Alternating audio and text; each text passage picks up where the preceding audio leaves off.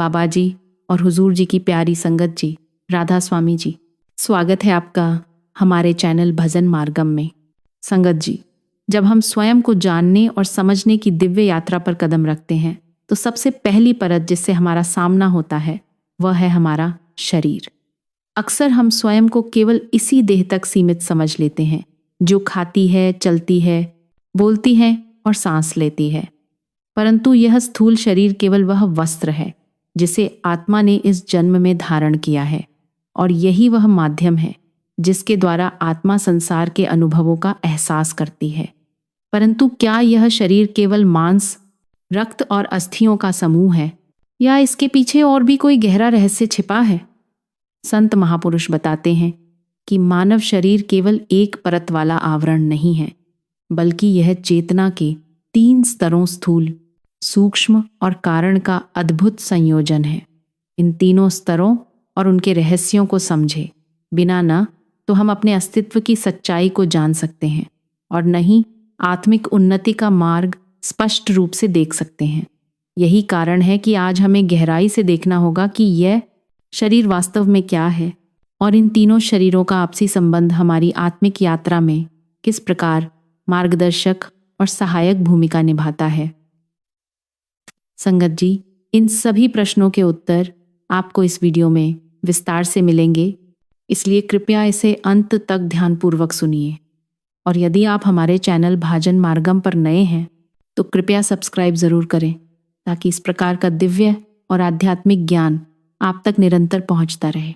संगत जी, अगर हमें यह जानना है कि क्या इस स्थूल शरीर से परे भी कुछ अस्तित्व है, तो हमें स्थूलता की सीमाओं से ऊपर उठना होगा और अपनी दृष्टि को उस स्तर तक विकसित करना होगा जो भौतिक इंद्रियों से परे जाकर देख सके।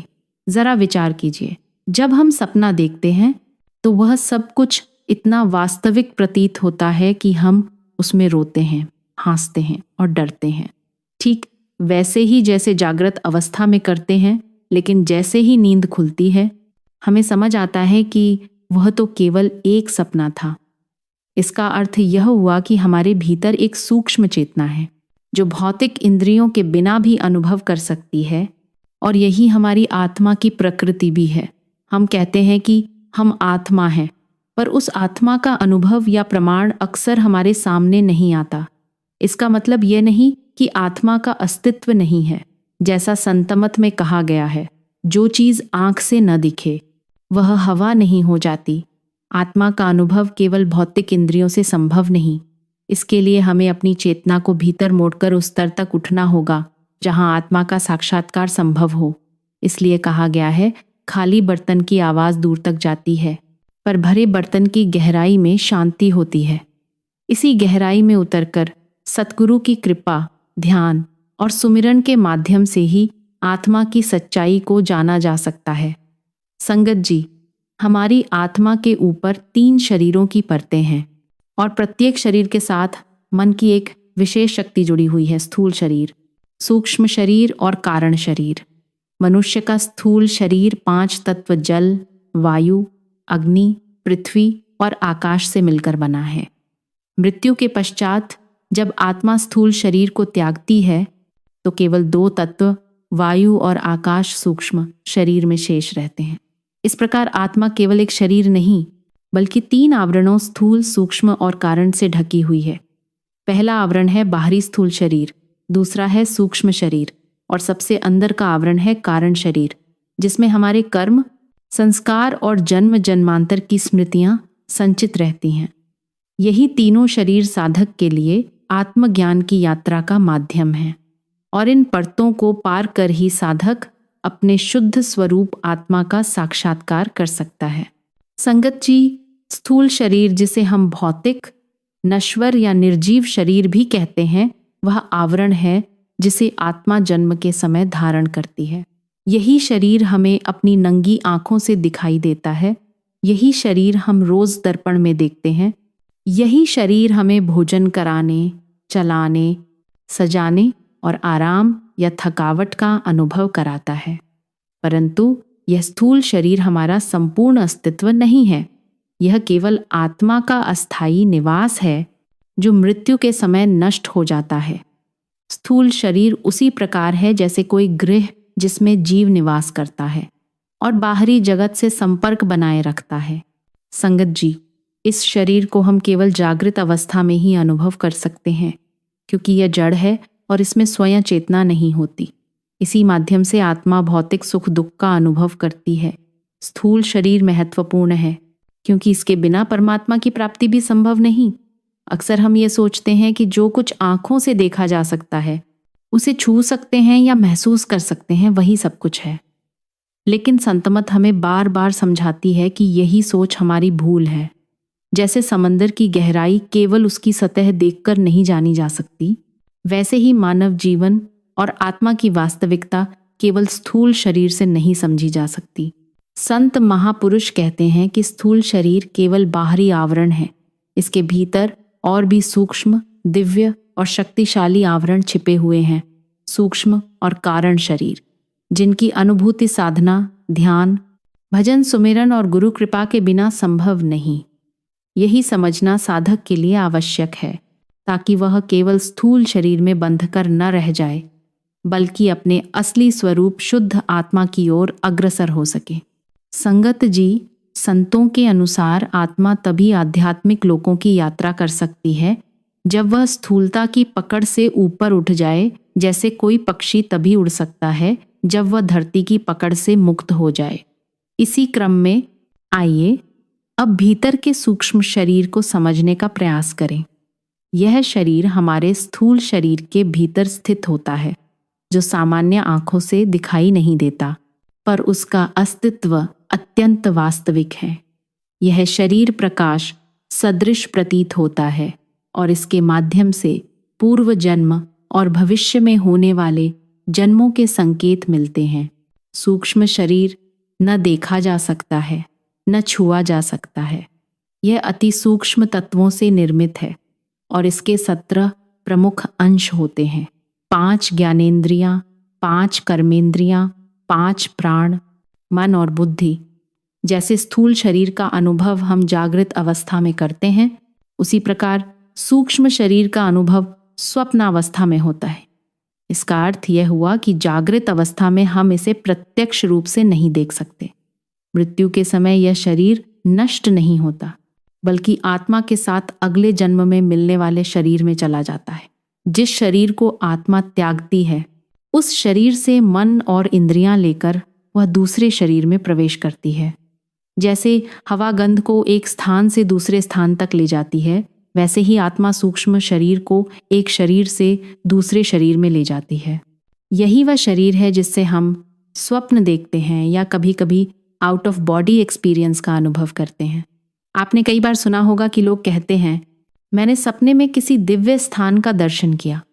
यह दर्शन सूक्ष्म शरीर के माध्यम से ही संभव होता है। सपनों में हम स्थूल शरीर को सक्रिय किए बिना, परंतु पूर्ण अनुभव के साथ डर, प्रेम, गिरना, उड़ना, बातें करना सब अनुभव करते हैं। ध्यान देने वाली बात यह है कि सपनों की स्थिति नेत्रों के नीचे ध्यान की अवस्था में होती है, जबकि सूक्ष्म शरीर की वास्तविक चेतना नेत्रों के ऊपर की स्थिति में निवास करती है। संत कहते हैं कि जब ध्यान नेत्रों के बीच स्थिर होता है, तब आत्मा धीरे धीरे स्थूल शरीर की पकड़ से मुक्त होकर सूक्ष्म जगत में प्रवेश करती है और इसी माध्यम से साधक अपने भीतर के दिव्य अनुभवों को प्राप्त करता है। संगत जी, अब समझते हैं कारण शरीर को। यह शरीर स्थूल और सूक्ष्म शरीर से भी अधिक सूक्ष्म और शक्तिशाली है और इसे समझना अत्यंत कठिन है, क्योंकि यह चेतना की अत्यंत सूक्ष्म अवस्था में प्रकट होता है। इसे ऐसे समझिए जैसे बीज के भीतर एक नन्हा पौधा छिपा होता है, वैसे ही कारण शरीर में हमारे समस्त कर्मों के बीज संचित रहते हैं। यह आत्मा की वह परत है जो हर जन्म, हर अनुभव और हर संस्कार को सहेजती है और उसी के आधार पर अगला शरीर, अगला जीवन और अगला अनुभव निर्धारित होता है। जैसे बीज में पूरे वृक्ष की संभावनाएं छिपी होती हैं, वैसे ही कारण शरीर में हमारे पूरे भविष्य की नींव निहित होती है।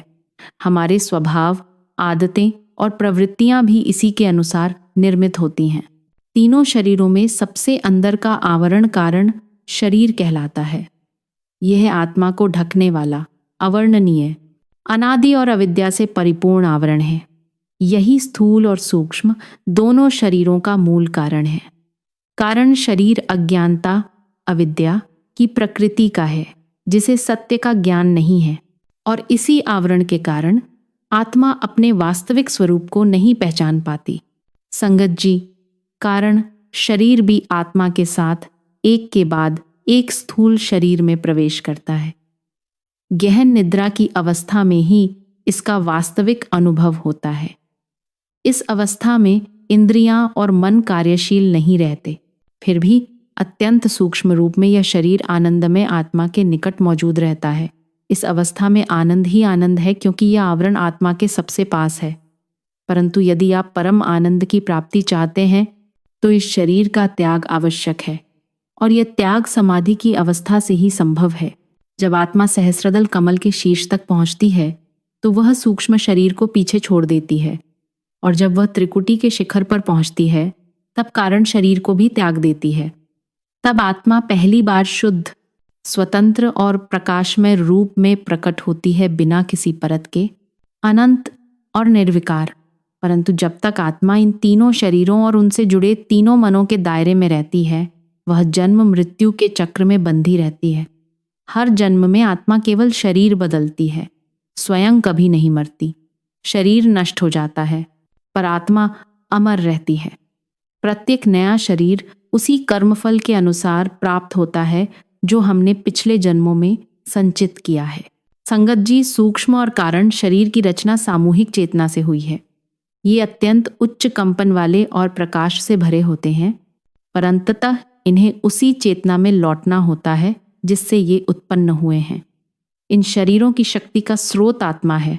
जैसे सूर्य अपनी किरणों से अंधकार मिटाता है, वैसे ही आत्मा अपने भीतर से इन सूक्ष्म और कारण शरीरों को शक्ति और प्रकाश देती है। यही कारण है कि साधना, भजन, सुमिरन और गुरु कृपा के माध्यम से जब आत्मा इन तीनों आवरणों से ऊपर उठती है, तब उसे शुद्ध चेतना और अनंत आनंद का अनुभव होता है। जब आत्मा इन तीनों शरीरों का त्याग करके मन और माया के दायरे से परे चली जाती है, वहां आत्म साक्षात्कार के द्वारा ब्रह्म ज्ञान होता है, ब्रह्म साक्षात्कार होता है, और आत्मा परम ब्रह्म में लीन हो जाती है। संगत जी, जैसा कहा गया है, जिसके पास चाबी हो वही तिजोरी खोल सकता है। इसी प्रकार सूक्ष्म और कारण शरीरों की अनुभूति, इन लोकों की यात्रा कोई कल्पना नहीं है। यह एक जीवंत सत्य है जिसे केवल ध्यान, सुमिरन, सेवा और सत्संग के माध्यम से जाना जा सकता है। जैसे स्कूल के क्लासरूम में जब लाइट बंद होती है तो कुछ भी दिखाई नहीं देता, पर जैसे ही स्विच ऑन किया जाता है सब कुछ स्पष्ट हो जाता है। उसी तरह जब आत्मा की आंख जगती है तो वह सूक्ष्म और कारण लोकों को प्रत्यक्ष अनुभव करती है। इसलिए संगत जी, हमें अपनी चेतना को स्थूल शरीर से ऊपर उठाकर उस शक्ति को पहचानना है जो इन तीनों शरीरों के पीछे असली मालिक है। जब हम आत्मा को जान लेते हैं तभी हम समझ पाते हैं कि जीवन केवल जन्म और मृत्यु के बीच की यात्रा नहीं, बल्कि यह परम सत्य तक पहुंचने की एक लंबी, गूढ़ और दिव्य यात्रा है। अब समय आ गया है कि हम केवल शरीर को ही मैं मानने की भूल से ऊपर उठें और उस असली मैं आत्मा को जानें, जिसने इन तीनों शरीरों को धारण किया है। यही आत्मबोध की सच्ची शुरुआत है। संत कहते हैं, कोई भी शरीर कर्म के बिना नहीं मिलता और कोई भी कर्म शरीर के बिना नहीं होता। हर कर्म मन पर एक छाप छोड़ता है। यह जरूरी नहीं कि वह छाप हमारी स्मृति में उसी समय बनी रहे, परंतु वह चेतन या अचेतन रूप में कारण शरीर में अंकित हो जाती है और उचित समय पर पुनः प्रकट होती है। उदाहरण के लिए, कभी कभी हमें अचानक कोई पुराना अनुभव, कोई भावना या आदत बिना किसी स्पष्ट कारण के याद आ जाती है। यह सब कारण शरीर में छिपी कर्मों की स्मृतियां हैं जो अपने समय पर जागती हैं। संगत जी, इन तीनों शरीरों की परतें आत्मा को घिरे हुए हैं, और जब तक हम इस बंधन को नहीं तोड़ते, हम परम सत्य तक नहीं पहुंच सकते। आत्मा को इस चक्र से मुक्त कराने के लिए गुरु की कृपा, सुमिरन, सेवा और ध्यान ही एकमात्र मार्ग हैं। संगत जी, इन आंतरिक लोकों और शरीरों की यात्रा की कुंजी ध्यान और सुमिरन है, जो हमें स्वेच्छा से, पूर्ण जागरूकता के साथ अपनी चेतना को ऊपर उठाकर नेत्रों के मध्य केंद्र यानी त्रिकुटी तक पहुंचाने की क्षमता देती है। ध्यान और स्वप्न में एक मूलभूत अंतर है। स्वप्न अनैच्छिक होता है, हमारी चेतना अनजाने में नीचे उतर जाती है, जबकि ध्यान के माध्यम से सूक्ष्म कारण और आत्मिक लोकों की यात्रा पूरी तरह से ऐच्छिक यानी हमारे विवेक और अभ्यास में होती है। यह ध्यान ही हमारी चेतना को सही फ्रीक्वेंसी पर ट्यून करता है, जिससे हम उन अनदेखे लोकों का अनुभव कर सकते हैं जिन्हें अब तक केवल सत्संग और पुस्तकों में जाना गया है। बाबा जी कहते हैं कि ध्यान आत्मा का भोजन है, और जब आत्मा स्थूल शरीर की सीमाओं से ऊपर उठती है, सूक्ष्म और कारण शरीरों को पीछे छोड़ती है, तभी वह अपने असली घर आत्मिक लोक की ओर बढ़ती है। इसलिए हमें भी जीवन में ध्यान, सुमिरन, सेवा और संतों की संगति को महत्व देना होगा और इस अंतर यात्रा की तैयारी करनी होगी। संगत जी, जीवन में सबसे बड़ा विरोधाभास यही है कि जो मन हमें आत्मा तक पहुंचाने का माध्यम बन सकता है, वही सबसे बड़ी बाधा भी बन जाता है। संत महापुरुष कहते हैं कि मन यदि वश में हो जाए तो मित्र बन जाता है, यदि मन ने हमें वश में कर लिया तो वह शत्रु बन जाता है। आज आत्मा की दिव्यता इसीलिए हमसे छिपी है क्योंकि मन ने उस पर पर्दा डाल रखा है।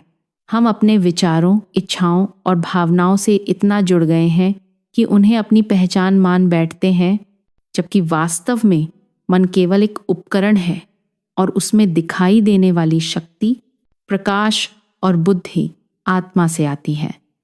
जब आत्मा इस संसार में उतरी तब उसे स्थूल, सूक्ष्म और कारण लोकों में कार्य करने के लिए मन को उपकरण की तरह साथ लेना पड़ा, और यह उपकरण इतना प्रभावशाली बन गया कि उसने आत्मा की सत्ता को ढक दिया।